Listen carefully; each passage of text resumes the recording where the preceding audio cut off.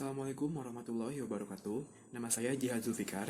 Saya perwakilan dari kelompok 5. Di sini kami akan menjelaskan mengenai reksadana, manfaat serta resikonya. Saya akan menjelaskan materi yang pertama, yaitu pengertian reksadana. Langsung saja ya. Reksadana itu adalah wadah untuk menghimpun dana atau modal yang asalnya dari investor dan diinvestasikan dalam bentuk portofolio investasi yang dikelola oleh manajer investasi. Lalu apa sih itu portofolio investasi itu? Portofolio investasi itu merupakan surat berharga seperti saham, obligasi, deposito, dan lain-lain. Dan manajer investasi itu adalah pihak yang mengelola portofolio efek berdasarkan kebijakan investasi yang sudah disepakati dan bertanggung jawab atas kinerja investasinya atau kinerja reksadananya. Misalkan manajer investasi itu memutuskan mau beli saham yang mana atau dijual yang mana atau kayak gimana gitu ya, itu diputuskan oleh manajer investasi. Kewenangan menginvestasikan modal tersebut dimasukkan dalam bentuk portofolio. Periode yang ditawarkan di reksadana itu ada dua, yaitu ada jangka panjang serta jangka pendek. Jangka panjang itu biasanya kita tuh investasi lebih dari 1 tahun hingga 5 tahun gitu ya. Dan jangka pendek itu biasanya hanya beberapa bulan saja gitu. Nah, nantinya investor itu akan dibagikan dividen atau bunga yang telah dibukukan pada NAB atau nilai aktiva bersih. Kekayaannya itu dapat dihimpun di bank kustodian yang tidak terafiliasi dengan manajer investasi gitu ya. Bank kustodian ini kayak BCA atau BNI atau Mandiri gitu. Jadi ntar keuntungan atau dividen dari investasi reksadananya itu bisa masuk ke rekening kita gitu. Manajer investasi biasanya membuat dokumen yang disebut prospektus dan di dalamnya menjelaskan mengenai hal-hal penting, yaitu kebijakan investasi, strategi dan instrumen yang diinvestasikan oleh reksadana tersebut, legalitas dan pihak-pihak pendukung lain seperti bank kustodian, akuntan, dan kantor hukum. Prospektus ini wajib dibaca oleh calon investor sebelum membeli reksadana karena ini bisa menyangkut kinerja dari reksadana yang akan dibeli gitu ya. Jadi kalau misalkan prospektusnya jelek, kemungkinan juga nanti pengelolaan reksadananya juga nggak bagus gitu ya. Oke, mungkin cukup sekian dari saya. Selanjutnya akan disampaikan materi kedua oleh teman saya. Terima kasih. Saya Harisa Rahmah akan menjelaskan jenis-jenis reksadana. Secara umum, reksadana terbagi menjadi 4 jenis. Yang pertama adalah reksadana pasar uang. Reksadana pasar uang adalah salah satu jenis investasi dengan waktu jatuh tempo kurang dari 1 tahun. Tujuan dari reksadana pasar uang ini adalah untuk menjaga likuiditas modal. Nah, biasanya instrumen itu berbentuk surat berharga pasar uang, surat Bank Indonesia, dan lain-lain. Nah, yang kedua adalah reksadana pendapatan tetap. Reksadana pendapatan tetap adalah suatu investasi dengan sekurang-kurangnya 80% dari aktivanya diinvestasikan dengan efek utang atau obligasi. Nah, tujuannya adalah untuk mendapatkan pengembalian yang stabil. Yang ketiga adalah reksadana campuran.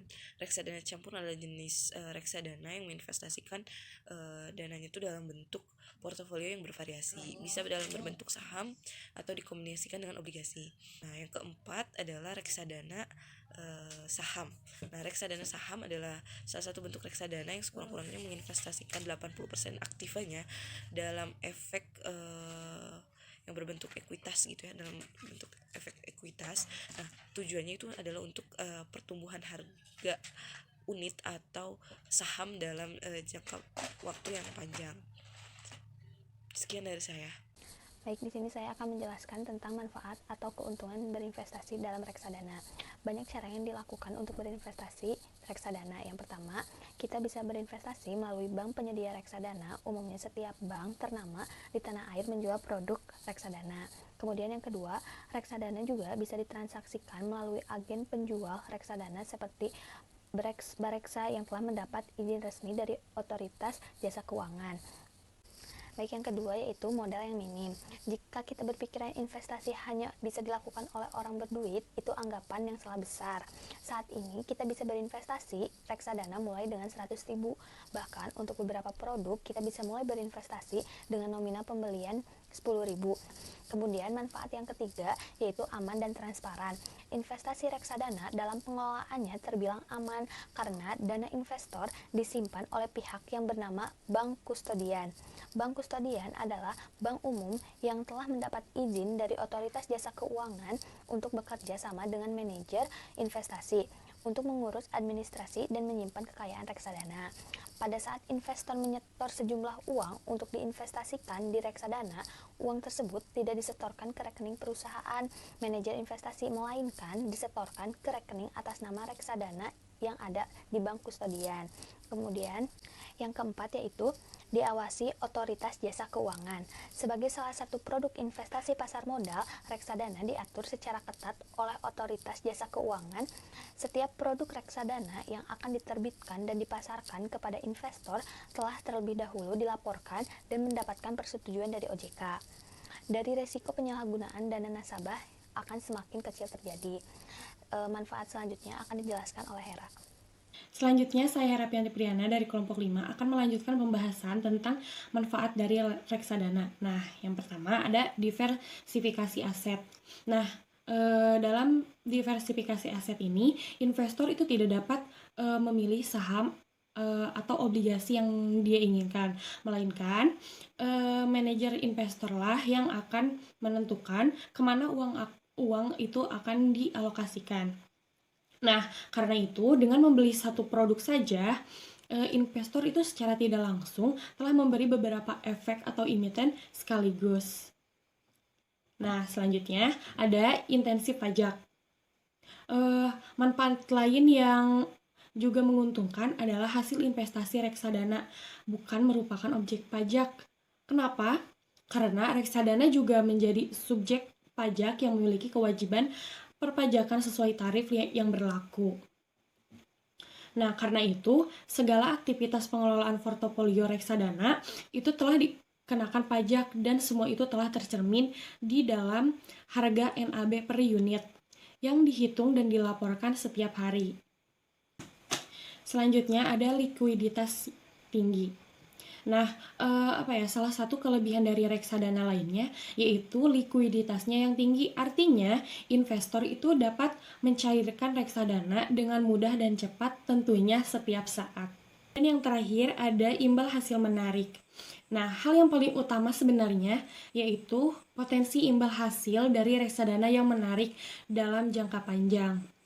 Tetapi ini tuh tentunya potensi imbal hasil tersebut berkaitan erat dengan jenis reksadana dan jangka waktu yang dipilih oleh investor, sehingga dapat menjadi alternatif dalam mempersiapkan masa pensiun, dana pendidikan, dan berbagai rencana keuangan jangka panjang lainnya.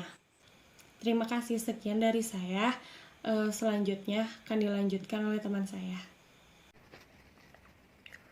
Bismillahirrahmanirrahim. Perkenalkan, nama saya Iwan Ridwan dari kelompok 5. Saya di sini akan menjelaskan tentang beberapa resiko yang ada di reksadana. Yang pertama, penurunan nilai aktiva bersih. Hal ini disebabkan oleh harga pasar instrumen investasi mengalami penurunan dibanding harga pembelian awal. Penurunan harga bisa juga disebabkan oleh banyak hal, yaitu kinerja bursa saham memburuk, situasi politik serta ekonomi yang tidak stabil, dan lain sebagainya. Yang kedua, resiko likuiditas. Resiko ini juga dapat terjadi akibat pemegang unit melakukan penarikan dana dalam jumlah besar dalam waktu yang bersamaan, sehingga MI mengalami rush. Biasanya hal ini terjadi karena adanya faktor negatif yang cukup besar seperti situasi politik dan ekonomi memburuk. Terjadi penutupan atau kebangkrutan di beberapa emiten. Bahkan di likuiditasnya MI sebagai pengelola reksadananya. Dan yang ketiga, resiko pasar. Resiko pasar terjadi ketika harga instrumen investasi mengalami penurunan yang disebabkan oleh penurunan kinerja pasar saham secara drastis. Dan yang keempat, resiko deflate.